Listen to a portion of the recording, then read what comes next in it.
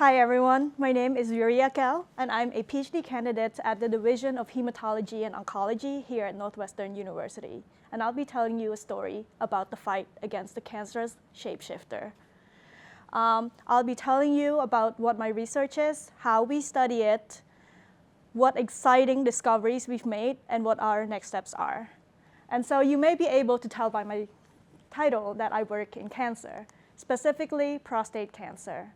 Prostate cancer is the #1 most commonly diagnosed cancer in men. This means that 1 in 8 men will get prostate cancer in their lifetimes. Furthermore, it's the second leading cause of cancer death in men. And so I'd like to take this opportunity to make a little public service announcements for you and the men in your life to go get your prostate cancer screenings at the age of 55 or earlier if you have family risk. The reason being is since the 1990s, we've actually had a 40% decrease in prostate cancer death because of early screenings and the advent of new technologies.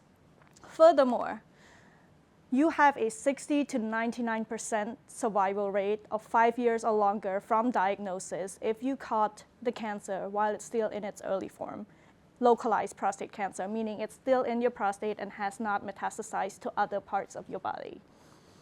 Now you may ask, if the numbers are that good, why are so many people dying from prostate cancer? That's because, unfortunately, for most men, they will progress into a resistant form of prostate cancer to first-line therapy. And unfortunately, those men only have 30% 5-year survival rate. And in order to treat them, we now give them more therapy, so hormone therapy or chemotherapy. This is successful in a portion of men. However, as we are treating these men, we have found that a new, more aggressive subtype of prostate cancer has now emerged. This is called neuroendocrine prostate cancer, and the survival rate is only 14%. These men will die within 2 years, and there's no real good treatment for them. And so that's what we study. Why do I call these neuroendocrine prostate cancer the cancerous shapeshifter? So how one would diagnose prostate cancer is via 2 things. One is the pathology, or how it looks on the slide.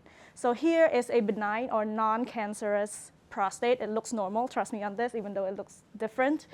And then there's also a test where you can test for the positive protein in those cells. So there in black with the red arrows pointing to it is those neuroendocrine cells. They're very rare, naturally, only 1% in your cells.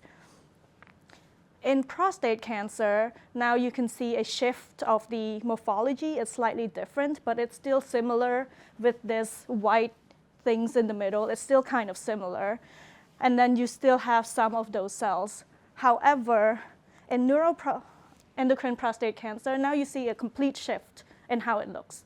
Those cells are more purple, more packed together, and then the black positive signal is all over the place. And so these cells are changing their identity in order to avoid therapy and progress forward. And so just to recap, we have localized prostate cancer, which is curable, but a portion of men will progress into this castration-resistant prostate cancer.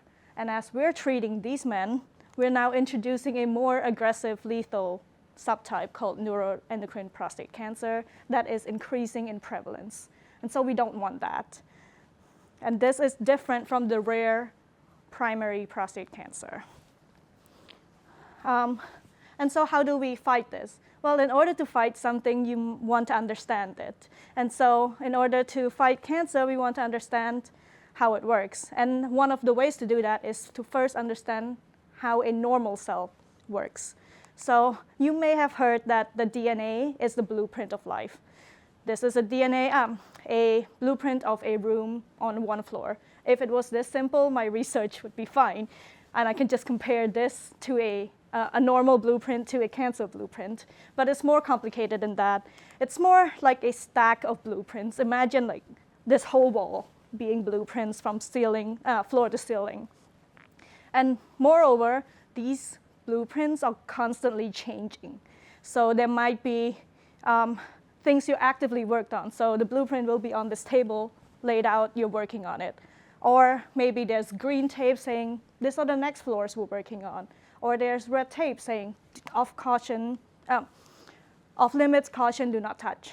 Or maybe there's like blueprints stuck over there, meaning the basement is done, we're on the 3rd floor, do not work on this anymore. And so there's all of these things that you can look at on these blueprints. Imagine, let's say, in Harry Potter, how would you make a blueprint of the Hogwarts castle when it's constantly changing everywhere, right? That's very hard. But we have to look at all of these things in order to understand how the DNA works. And those features that are changing in this blueprint is what is happening inside your DNA in every single cell. And that's what we have to take into consideration when we're studying it. And so this is how we study neuroendocrine prostate cancer. We take prostate cancer cell lines, and then we engineer it so that it is now resembling a NEPC cell line so that we can study it in bulk. We take the DNA, fragment it, and assay it for different features of that DNA, similar to how we would take blueprints and see if it has green tape on or red tape on or where it's boxed. And we put these pieces together and analyze it. That's my job, that's my fun part. And at the end of the day, at the end of my PhD, I'm excited to be able to tell that we have at least found a potential mechanism of why NAPC is happening, at least in our model system. And I'm very excited to say that we have actually repurposed an available drug that's being used in clinical trials right now to stop NAPC progression. This means that we don't have to invent a new drug. We can use an already available drug, which speeds up the time when it can reach patients.